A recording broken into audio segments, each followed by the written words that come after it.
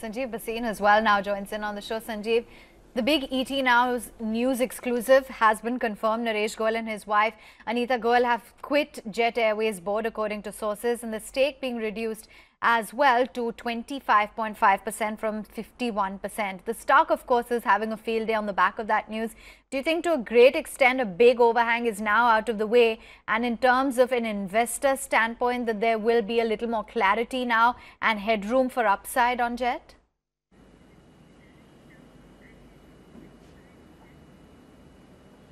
Yeah, hi. So Avan, Jet has been the poster boy of management irregularities, and at a time when air traffic is at its highest, this is stuck with huge debt problems, and that tells you that now banks are very, very powerful, and resolution of errant promoters is on the cards. We've seen that in the case of IBC, NCLT, you've seen it in the ADAG pack, you've seen it across the board.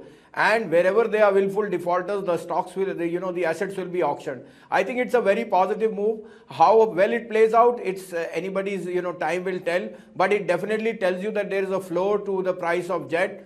And given that in this present behemoth, Indigo and SpiceJet have gained immense amount of the traffic and pressure and ease in the margins.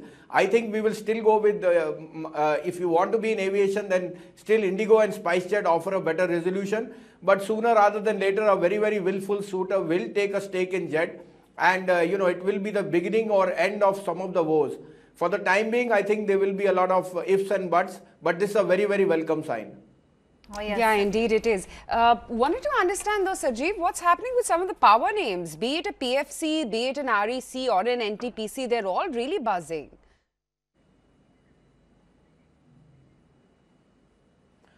Well, Aisha, if you recall, I had stuck my neck out at 75 on PFC and 100 on REC, and I told you 8 to 10% is the dividend yield. We have been too pessimistic on the, on these PSUs. As a PSUs as a whole, there is so much despondency I have not seen in the last 20 years.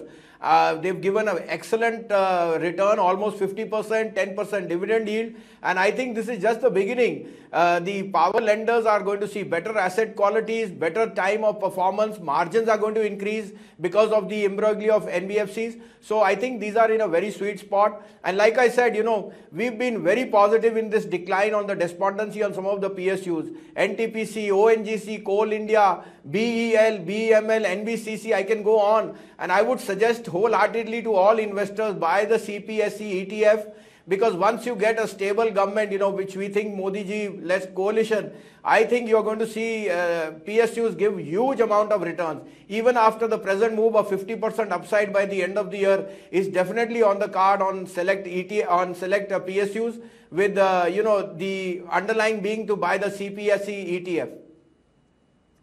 All right, so you're gung-ho on that theme, Sanjiv. What about the outlook when it comes to the OMCs?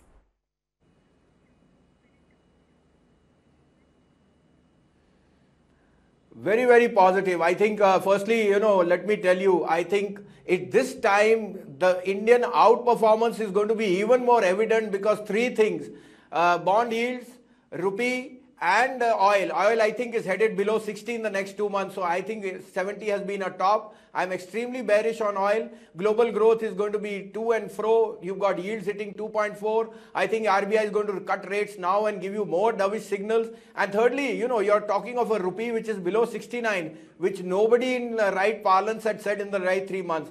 OMCs are going to be winners on both sides. Lower crude, higher processing, higher GRMs, and the rupee to benefit. So I'm extremely positive, and like I said, Avan, don't try and play it on an individual stock. Rather than buy a CPSE ETF, that will give you much more visibility and a lot of sectors and stocks of the prime PSUs which will be part of that. Okay, that's the take coming in. Very bullish when it comes to the oil marketing companies, which are having quite a run today and in fact bucking the general trend of the equity markets. So some have come off from the low point of the trading day, but still the broader end of the market is seeing a bit of underperformance vis-a-vis the frontliners. So since we don't have much time towards the market close, let's talk about where you're sticking your neck out. Everyone's saying that the valuations in the broader end of the market are becoming more attractive now. Where are you finding opportunities, Sanjiv? Apart from what we've spoken about, what stands out?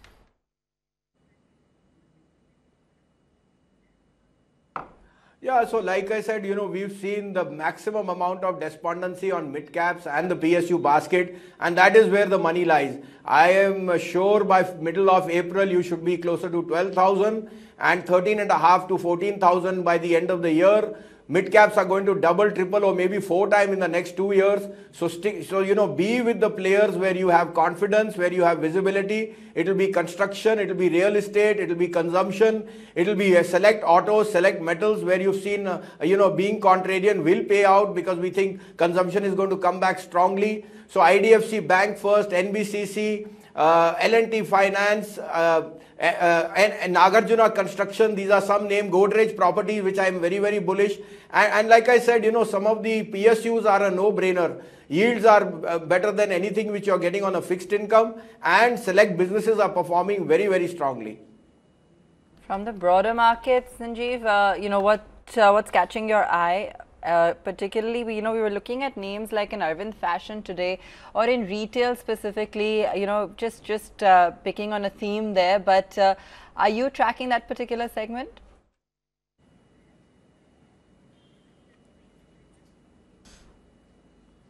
Yeah, Arvind Fashion as a brand has been hitting circuits from the time it got listed, and there was some aberration on that. I have not tracked it. I've been on holiday for 2 weeks, but I think it's a very, very superior brand, and I think that should do well. If you wanted to play that, we have a dark horse in the shape of Monte Carlo Fashion, which was purely into woolen garments, and now it's got into cotton. We think that is a very, very pedigree name from the house of Nahar.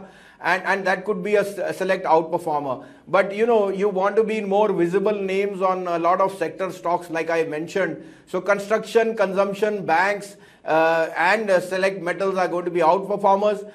We are very, very bullish on a stock like Ashok Leyland, where I think the entry into CVs, their limited commercial vehicles, the medium part of that is doing excellently well. Their electric vehicles are going to be launched in Ahmedabad and Gujarat, and we know that a large part of the order inflow for both the buses on the aircraft side, on the airport expansion, and on the army side, where they are going to have huge order inflows there. So select stocks are going to give you huge opportunity because of the price points, and we are very, very bullish on these themes.